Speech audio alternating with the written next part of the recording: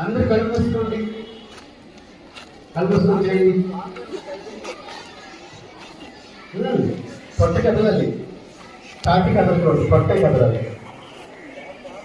పొట్ట కంట్రాలే కదలాలి, కాటి కదలాలి. కాటి ఒక చెయ్యి పొట్ట మీద ఒక చేయి పెట్టుకోండి, కదలకంట చేయాలి. పొట్ట కదలాలి, కాటి కదలకూడదు.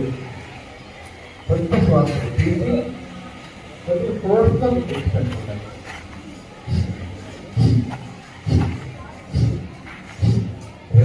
కళ్ళు మూసుకుని ఎలా ఉండండి, విశ్రాంతి తీసుకోండి.